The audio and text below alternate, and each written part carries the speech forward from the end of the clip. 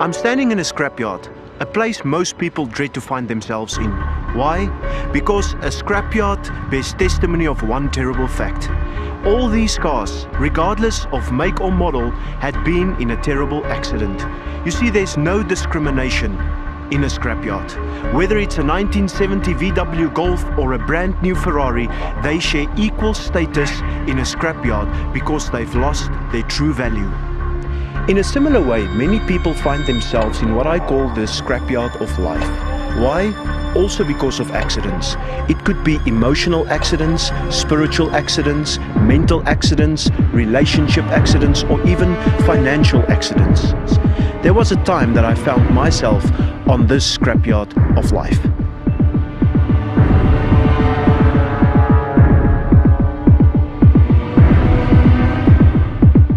As a little boy, I grew up in a very unstable home. My father was an alcoholic and my mother had an affair with another man. My parents got divorced when I was a little boy of about 6 or 7 years old.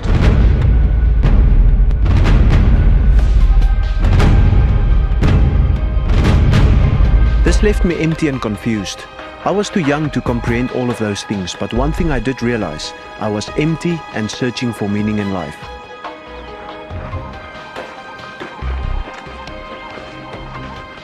I thought smoking cigarettes would take away that emptiness in my life. So I began smoking cigarettes with some school friends. I became addicted to cigarettes, but that emptiness was still there. I turned to drinking alcohol. I was convinced that drinking alcohol would fill that emptiness in my life. I became addicted to alcohol, and by the age of 15 I was an alcoholic. I even had to take alcohol to school just to satisfy that craving I had for it. I got caught one day. I was given a final written warning, but guess what? I was still empty. After the cigarettes and alcohol didn't fill the emptiness, I thought to myself having sex with many girlfriends would fill that emptiness. So I started experimenting with sex before marriage. And I must admit, for about 10 or 20 minutes you forget about anything else, but afterwards that emptiness is still there. I turned to drugs with the hope that that would fill the emptiness in my life.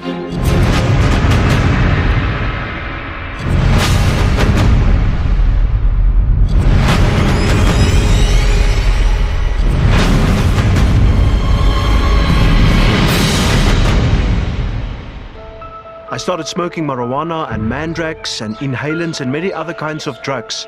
I became addicted to drugs by the age of 16. I had to take drugs to school because I couldn't go 2 or 3 hours without it. I got caught and I was expelled from school in my 3rd month of grade 10.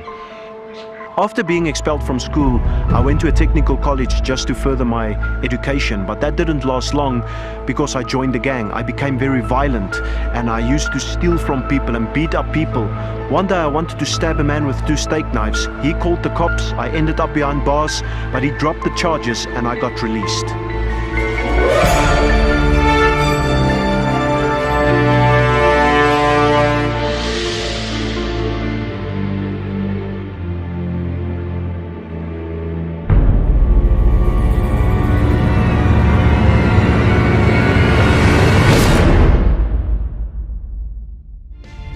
After being released from prison, I had nowhere to go. I ended up on the street. All my friends and family and girlfriends turned their backs on me and I was alone on the streets. And I ended up in the scrapyard of life. After a week or so on the streets, a young married couple who were actually living across the street from the people who kicked me out came looking for me. When they found me, they said to me, "Francois, we will take you into our house as one of our own children. You don't have to pay any rent, but we want to put you on medication for your alcohol problem." And I agreed at once. It went fine for a month or 2, but one night I went to a nightclub with some friends. We got drunk, and when we got home everything was a joke. And those people who opened their house for me were so disappointed in me.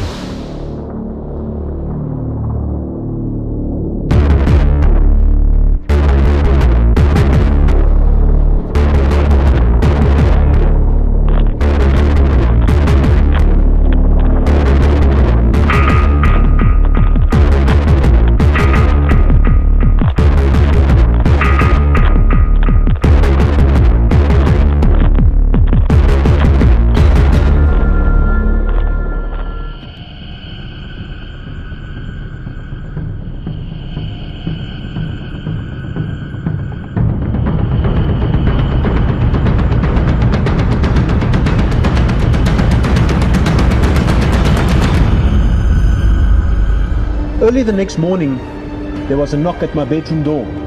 My heart was pounding in my chest because I knew I messed up big time the night before. I thought to myself, they were going to kick me out. They came in and sat on the bed. They told me how disappointed they were.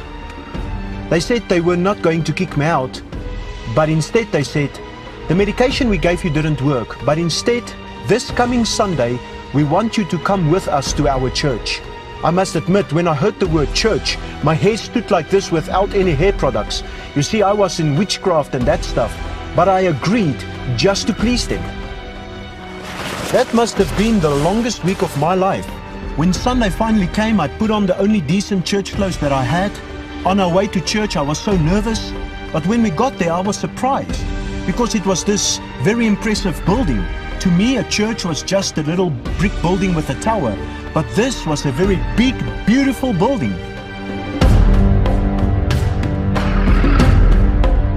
When we got inside, the place was packed with more than 1,000 people. I wanted to sit right at the back, but somehow we ended up in the middle.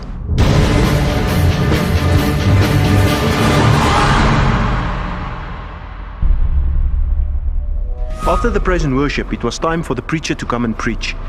He was Dr. Isaac Burger, the president of the AFM Church. He stood behind the pulpit, took the microphone, closed his eyes and lifted one hand in the air, and there he stood for several minutes. Then something strange happened. All around me, people got up, one by one. This one was praying, that one was singing, raising their hands. The youth group ran to the front of the church with flags, waving it. And there I was, confused. I didn't know what was going on. Then all of a sudden, there was this invisible presence with me. I don't know how to describe it, but it started filling this emptiness that was in my life. And then I heard a voice. Not an audible voice as you can hear mine now, but in my heart and in my mind I could hear it so clearly. It said to me, Francois, you didn't come to this church by chance today. I brought you to this church. You are addicted to so many things. You have run away, you've tried to end your life. But I went to the cross for you to pay that penalty, to take away all those addictions, all those darkness. And then he said to me, I love you and I don't want you to go to hell. At that moment I felt such peace and such love. And then he continued and said to me, if you fail to make a choice for me today, two things will happen to you. Number one, you don't have long to live. And number two, you are on your way to hell. I said, Lord Jesus, I don't know you. I've heard about you, but I really don't know you. But I am going to ask you to come into my life and forgive me all my sins. I surrender to you. That moment, Jesus came and he washed me in his precious blood. He changed me. He took away all those addictions in 3 seconds. I walked out of that church building a brand new person. Jesus took my miserable, broken, wrecked life and he gave me a brand new life that morning. Immediately afterwards, I got involved with the church and the youth group, and I had a burning passion to work full-time for Jesus.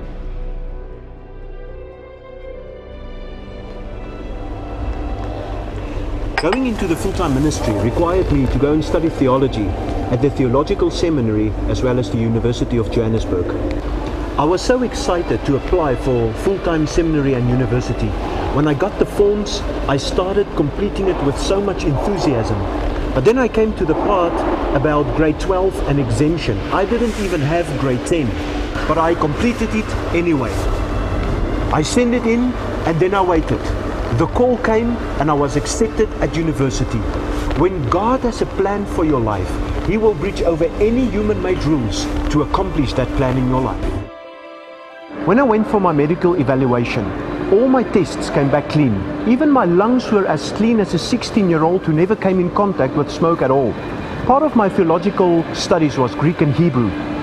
I must admit, because of all the drugs, it caused some brain damage and I was a little bit slow. But when my final results for Greek came back, I got 93% at university level. Jesus didn't just save my soul. He restored my whole being, my soul, body and spirit. Today I'm a full-time evangelist. I win thousands of people to the Lord.